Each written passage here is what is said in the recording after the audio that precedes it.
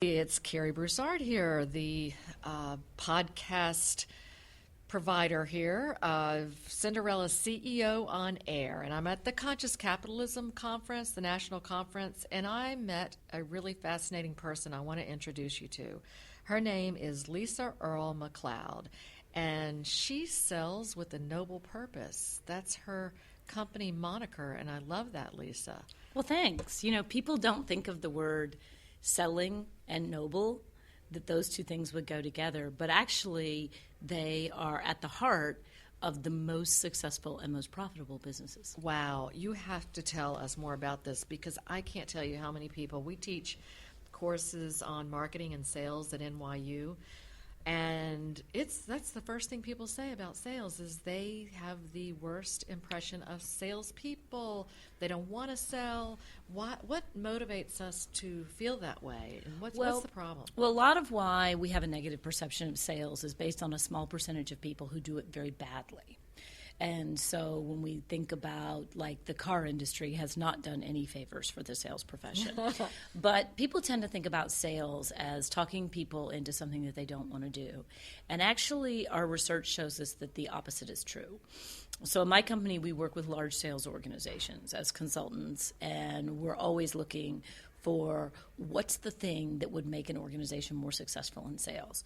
And a couple of years ago, we studied an organization, a very successful organization, and what we were looking for what differentiated the top performers from the good performers. You know, we know a lot of things that constitute. And how did you get into this? Before you know, this is. I know I asked you a tough question in a way because it can be explained by research, it can be explained by profits, but what motivated you as a woman who probably is really great at sales, right? I mean, but what was it? Well, for me, you know, I've always been drawn to sales. And the thing for me that I realized going back to when I was a little girl is the thing that was always so interesting to me is that one person could say something in a certain way and people would respond positively. And another person could say the same thing but in a different way and get a completely different response. And so that was always fascinating to me. Right. You know, one of the things that I often watched when I was a kid, I grew up in a household where we didn't go to church, but I was mesmerized by television preachers. Mm-hmm. And I would watch their different styles. Yeah. And you know, none of the biblical principles really took to me. Mm-hmm. For me. I mean, I guess that's a whole nother discussion. I guess they did in spirit, actually. Yeah. But they inspired you, but you watched their technique, maybe? Well, what I watched the way they made people feel. And that was always interesting to me. So my background is in sales. I was with Procter & Gamble for many years. I was, early in my career, was a sales trainer for them. And I was a really successful sales trainer. And I went to work in the sales training business, started my own company. But the thing that I found in recent years, our research enabled me to put my finger on what I always knew in my heart to be true, and it's this. The difference between top performers and average performers, as measured by money, as measured by revenue, the difference between those two people in sales is the top performers are focused on what we call noble purpose. Really? The top performers are the ones who want to improve their customers' lives.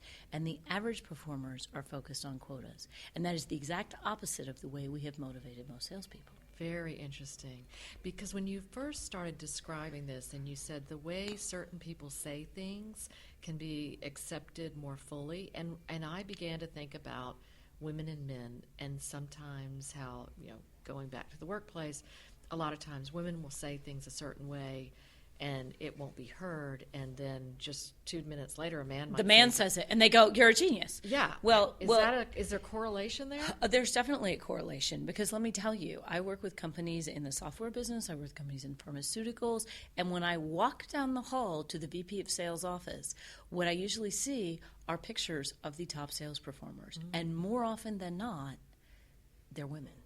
Oh. And the reason that they're women is for a variety of reasons. And this is just, you know, this doesn't broad brush both sexes in any way, because we're all unique human beings. But as women, we are biologically more in tune with how the other person's thinking and feeling, and we read it better. The other thing is that you find in more women, and when we did these studies of top salespeople, it was pretty split across gender. But what I found was the women actually did a better job of articulating that sense of purpose. Like the men, many of the men had it, but it was harder to tease out of them for them to articulate it. But the women, one of the participants in our study, and this was like the linchpin conversation that changed everything. She worked for a pharmaceutical company, and she talked about this one patient that had been on her company's drug, who had reclaimed her life, this little old lady, and she'd been able to go visit her grandkids. And she said, that is my higher purpose. I think about her every single day. How she helped change that person's she life. said, I think about that. Well, actually, what she thought about was the image of that person being changed. And not just how much I helped her, but what happened to her.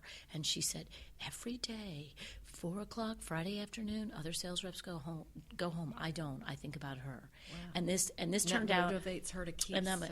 And she was the number one performer in their company for 3 years in a row. And so the thing that was sort of a linchpin moment for us when we were studying that.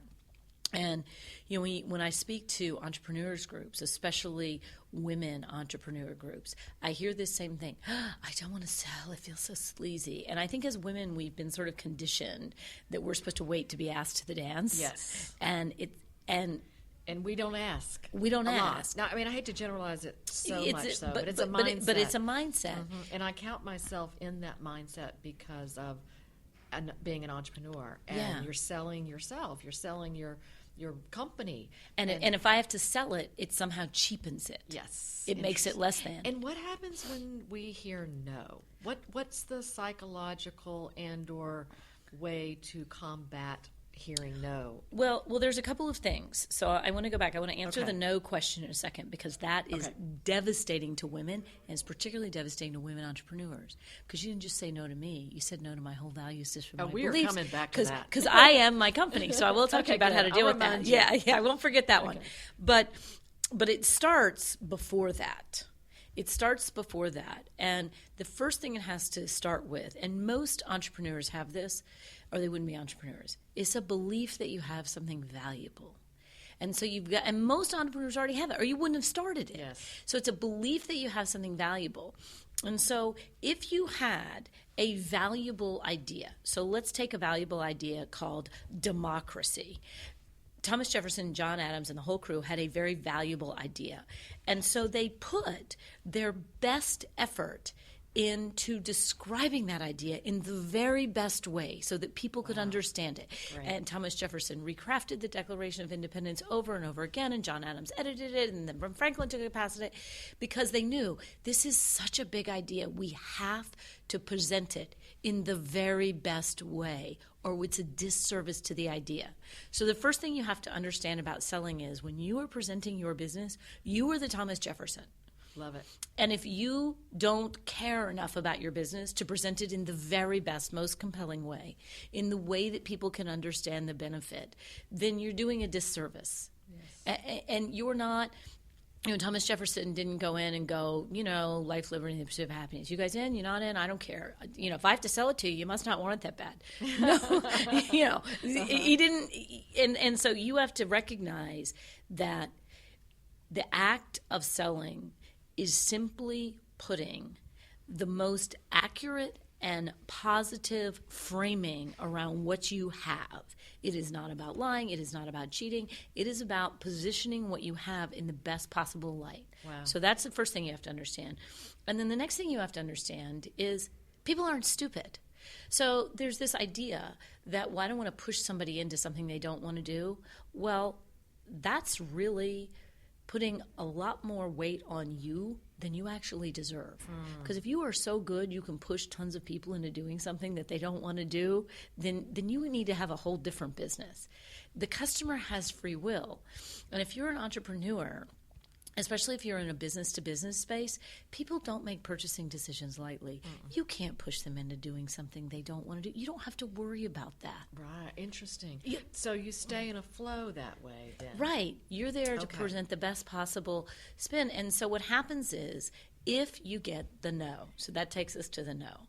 If you get the no, there are a couple of things going on. One is you didn't position it in a way that they could understand. That's on you. Yes. You didn't position it in the best possible way that they could understand. Or 2, there were circumstances inside that business or in that buyer's mind that you don't know about, that they didn't share with you. And you right now, they've made a good decision. Right. You're not a fit. And so what happens is, if you own an ad agency or a caterer or whatever, they rejected me. Oh, it's literally, for some of us, I have children, and my business is my third child. Sure. Sometimes I treat it like it's my only child. And so if you reject me in my business, the 2 most obvious places that I would go are either, well, they don't know what they're doing, I could have helped them, they just don't understand, they're so stupid, so blame the customer. Or, I'm horrible. My business is terrible. I shouldn't be doing this. Oh, God, I hate this. I wish I didn't have to. Like, neither of those serve you. And this is interesting. I really appreciate where you're going with this, because an entrepreneur also doesn't, and anyone necessarily, doesn't come out of the box knowing how to sell the product necessarily unless they've practiced or they've had training. And a lot of entrepreneurs, you can't just stay in your office and practice selling. You've got to go out. You've got to do practice. That's and right. You've got to be rejected. Therefore, you're not going to come out of the box with the perfect spiel. Right. Either. It takes time. And this is the thing that, and you think about the word spiel, you do need to have a story about your business, but your story is crafted by listening to your customers. Your story is crafted by saying, how did this help you? Why did this matter to you? And so then when you're, quote, selling, you're saying, let me tell you what some of our customers have said. And there are women and men who are listening to this that perhaps were in the corporate world, they've been laid off from a position and or they quit and they're opening their own business, or perhaps they did not see themselves as becoming their own breadwinner, but they've been forced to. Yeah. Do you see a difference there from somebody whose passion lies in, I've opened this business because I've always wanted to do this, right, versus somebody who's like, I don't know what else to do. Yeah. What's the difference there? There is a difference, and I'll tell you there can be a downside to both. Okay. So economic necessity produces a lot of the right sales behaviors. It also produces some of the wrong sales behaviors. So the right sales the yin and the yang. Yeah. So the right sales behaviors that it produces are usually behaviors like they will create marketing materials. They will make phone calls. If you're broke, you'll get over yourself real fast. Feet to the fire. Yeah. Mm-hmm. And so it produces a sense of urgency. The behaviors that economic necessity produces that are not serving you are when you can't see past, I got to close this deal, because then you're not focused on the customer.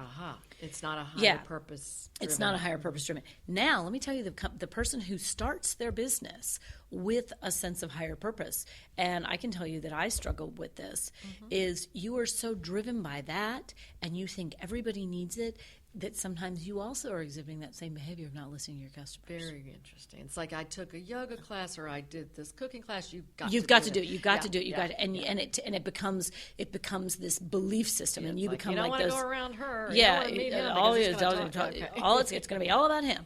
And so what I can give your readers is we have on our website download that they can get for free. Excellent. And if you go to... We like free. Yeah. If you go to noblesalespurpose.com or just Google Selling with Noble Purpose, and we pop up.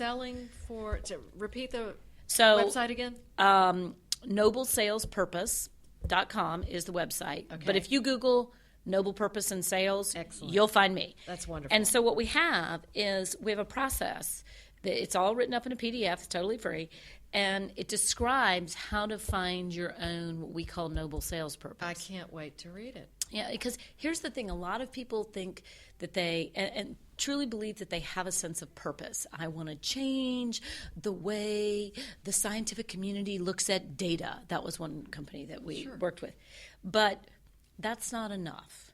What you need to do is you need to have what we call the noble sales purpose, which is how do you affect the people who are going to buy from you. Excellent.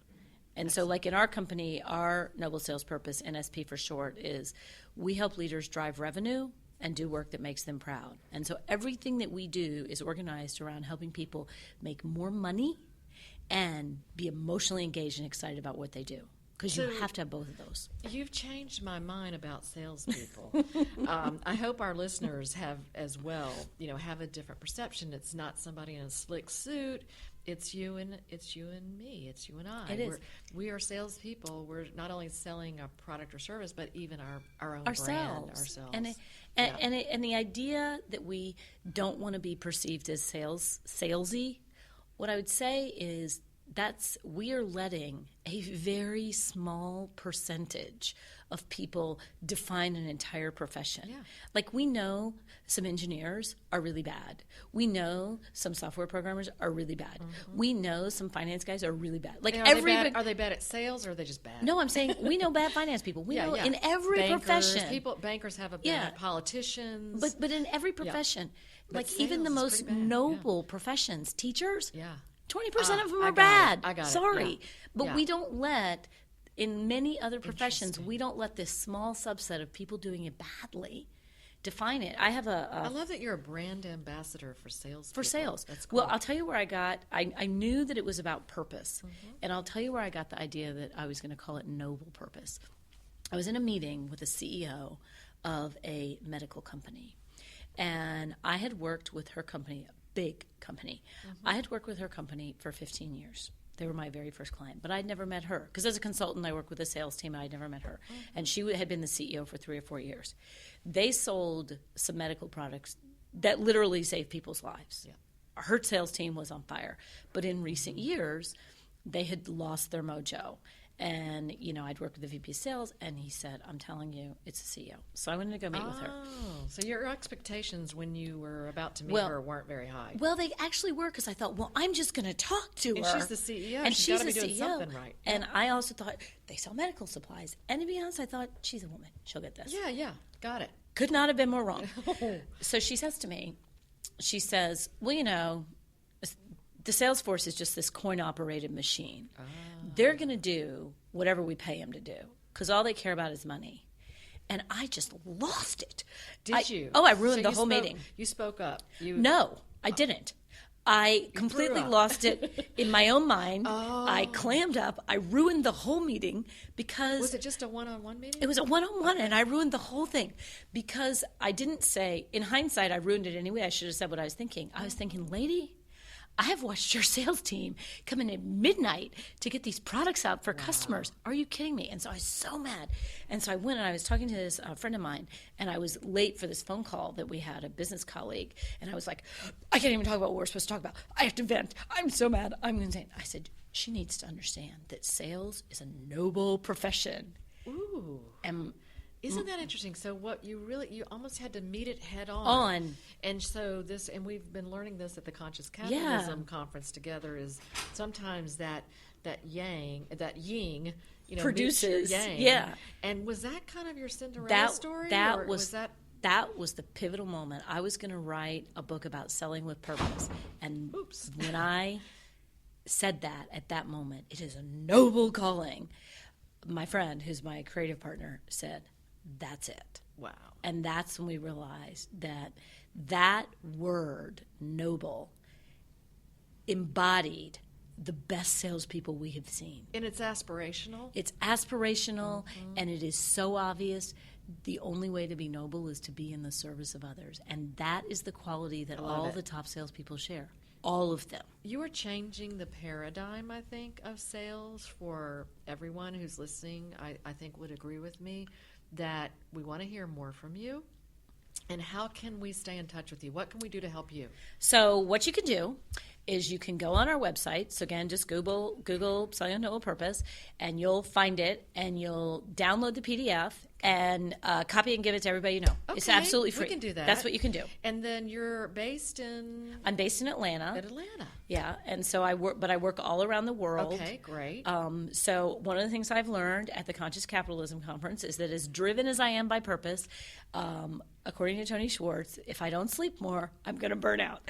And I'm telling you, listeners, Lisa looks great. She looks like she gets plenty of sleep, but she's energetic, and she's got a very open way about her, and that's how we met at the conference.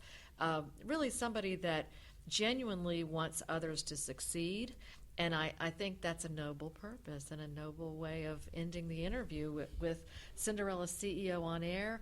We have men and women who listen to our guests and respond either email or ways of getting in touch with you. They'll do this through your website, but we really appreciate it. Thank you so much for being with us, and have a great rest of the time while we're here at the conference, but beyond, and hopefully we stay in touch with you. I would love that. Thank you. So Thanks. one of the things that I want to end with is Good. nothing happens in business until somebody sells something. Interesting. Nothing happens. If you care about your business, if you care about your cause, if you care about your profession, you owe it to yourself to do the best job you can selling it. And if somebody out there is listening and they're stuck and they think, wow, I don't know what to do. I've got to sell something and I don't know where my next paycheck's coming from. Oh, I've been there. I have been there. Take that fearful energy and say, how can I help somebody really, really fast? So all that frantic energy, just take it and say, how many people can I help and how fast can I do it? That will make you money. The data shows it. This is not theory. That is the coolest way to ever have ended an interview. And I thank you so much. I really appreciate it. Great. Thanks, listeners. We'll see you later.